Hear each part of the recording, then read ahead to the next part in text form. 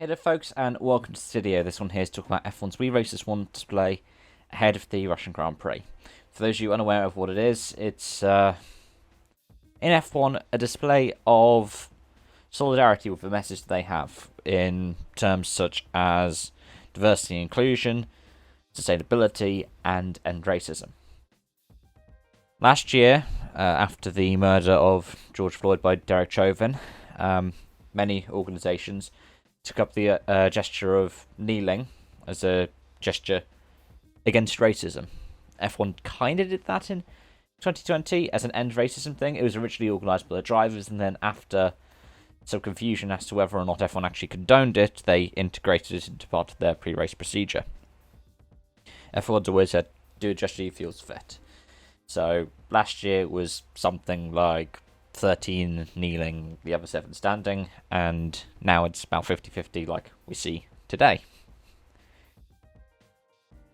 There's been a whole host of other things happening in terms of F1 and like the personal and political going on really in the past 18 months. You can find a description below a link to all of the videos I've done on that kind of topic, including accusations against Carlos Sainz, against Max Verstappen, against the person I'm going to discuss today, Nikita Mazepin. Now, if you're very kind of is to the floor in F1, you will probably know about Mazepin before he was in F1.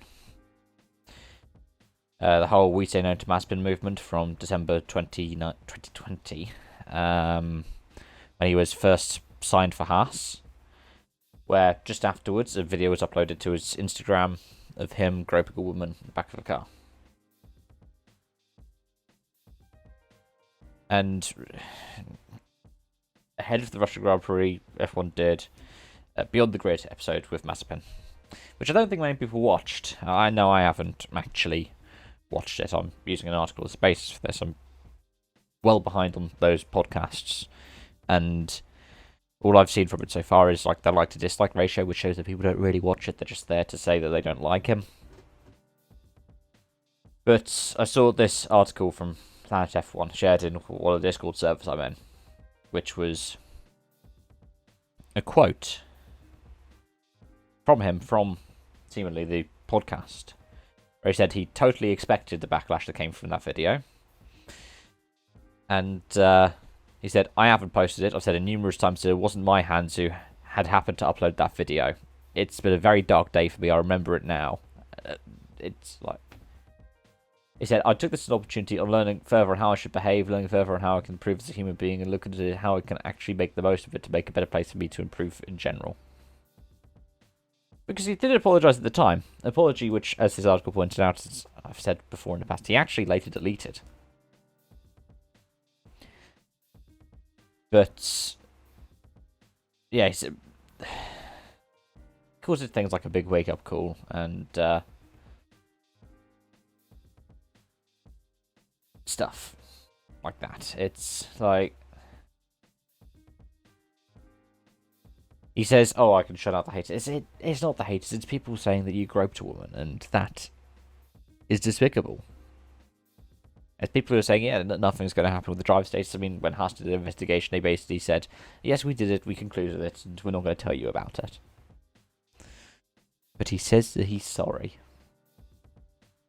And that apparently that's all we should do. Now,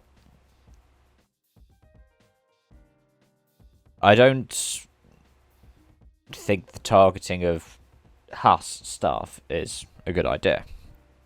At the end of the day, they can't actually do anything to get rid of him, and with F1 and motorsport being such a competitive market, if they're out of a job, that could be their career over. And I think, because I've been in a situation in the past, quitting over one person being horrible isn't necessarily a good idea. Using your platform to speak out against it, yeah, good idea. But I didn't like the House admin coming back and going, oh, look at these salty replies earlier this weekend, or words to that effect. It's like, we know why people don't like him. Don't try and cover it up, please.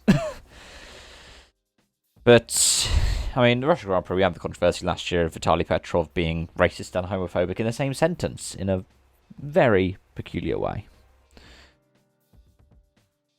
The kind of, he didn't like the BLM kneeling and said Lewis Hamilton would out himself as gay and force everyone else to be gay.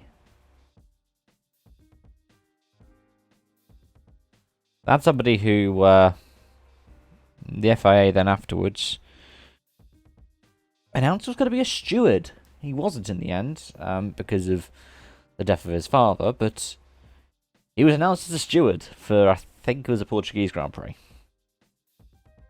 F1 needs to be better and do better, and notice these kinds of messages, they're going to fall on, it's the analogy, falling on deaf ears, people aren't going to care. Because people don't, because at the end of the day, it's not obvious he's changed. Because if he's changed, we would have heard about him working with survivors of domestic violence or sexual violence, and he would have used that as a platform to publicise himself better, wouldn't he? Or you would have heard of all these charities who were saying they got big donations from billionaires, like Dmitry Mazepin, who funds his son's whole career. But we didn't. So they're just hoping he gets swept under the rug, because motorsports is a subsection of sports and a subsection of the motoring industry. Both of which, things like racism, sexism, homophobia, transphobia, everything like that is very much par for the course still. Even in 2021. Be better, do better. That's my message. And on that note, thank you for watching.